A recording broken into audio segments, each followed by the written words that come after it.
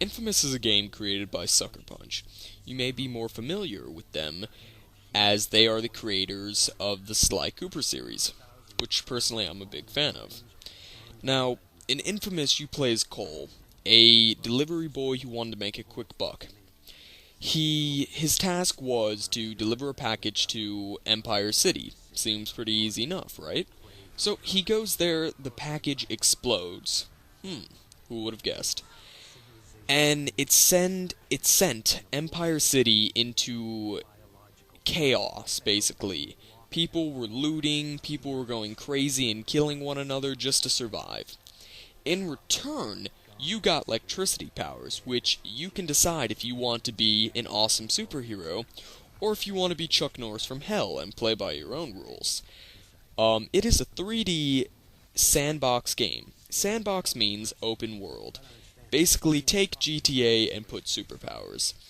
The government has seen the outbreak in crimes of Empire City and decided to seal it off, locking you and everyone else in there with the psychos. Now, with that being said, let's get to gameplay.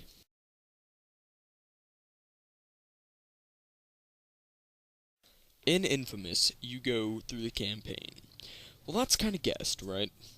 Well, the thing that makes this game unique from other sandbox games is you get to decide if you want to be good or bad. And instead of just deciding right from the beginning, you go through the game and develop your character as you go. So, let's say a food crate dropped. Well, you have the choice of letting everyone get a piece, going good, or saying, fuck it, it's mine, and going bad. Now, if you do bad or good, that doesn't mean you're going to be bad or good through the whole game. There's going to be lots of these missions and plenty of time to change. So, experience it all. I've gone through both one campaign full good and another one full bad, and then I did a mixture of the two. There's a lot of options. That's all I'm really going to say. In the campaign, you do missions. And you also find things such as blast shards. They are basically batteries. When you get enough blast shards, you will be able to do or hold more electricity. And there's also dead drops. Dead drops are little hidden satellites that give you a hidden audio. Basically, a little bit more to the story.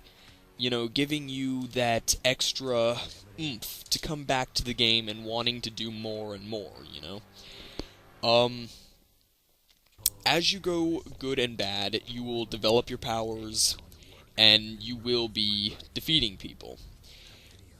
And what happens is, some powers can only be unlocked through different karmas, so if you wanted this power, well then you'd have to be all good or all bad. And if you changed, then you would lose that. But it's a pretty interesting system, and I think they really pulled it off well. Now, with that being said, let's get to the graphics. The graphics in Infamous are really, really nice. When I played it, I I enjoyed it. It was really good. The electricity moves you can do look awesome. I mean, they look really badass. When you pull off a move, you know it looks badass. And it's really good. I love what they did with the cutscenes. Instead of making it cutscenes like in-game and stuff, of like in-game footage, they decided to make it with this comic style, and they really pulled it off well. It really bring out the game. Like, what happens is it gets to the point, but it gives you enough action to the point where you want to see more. It's really nice, and it was stunning. The character models are epic. I mean, if you go good with Cole, you won't see much of a difference in him, but if you go bad, he gets paler, his lightning gets red, and you can really see what makes him evil, you know? The gang models are awesome, the bosses, epic. The citizens, not really that good, but I mean, you gotta kind of expect that since they're not a main part of the game. The graphics are just really good. Really good. Something I would have never expected from Sly Cooper, the Sly Cooper company. So, with that being said, let's move on to the fun. So, here's the final part of the review. Did I have fun with it? Yes, yes I did. In fact, I had fun through the whole game, and even doing side quests. After you beat the game, there's still tons of side quests, dead drops, and blast shards to find, you know.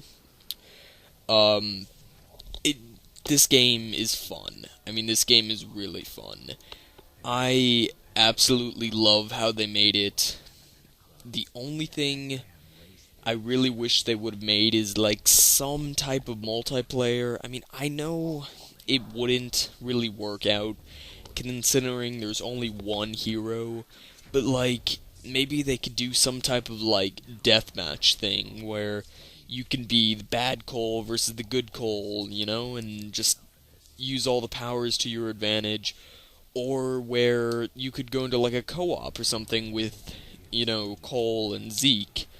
But then again, everyone would be fighting over Zeke, so I mean, fighting over Cole. No one likes Zeke. Zeke is retarded. But basically, if you're a PS3 owner, definitely pick up this game. This is not a renter.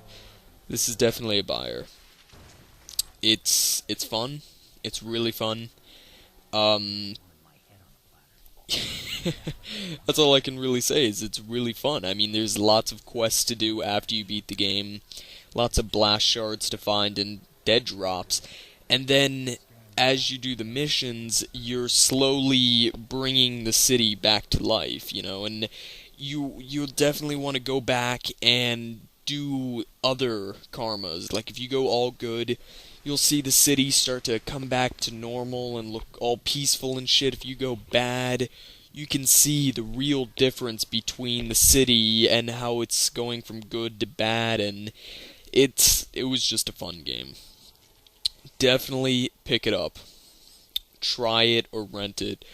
But this is just me. I would say buy. Buy. This is a game. If you're a PS3 owner, you definitely want to add this to your collection. It's a great game, and I still come back to it every now and then to keep playing it and keep, you know, beating the guys and going through different things and doing different choices and shit. It's fun. Definitely pick it up.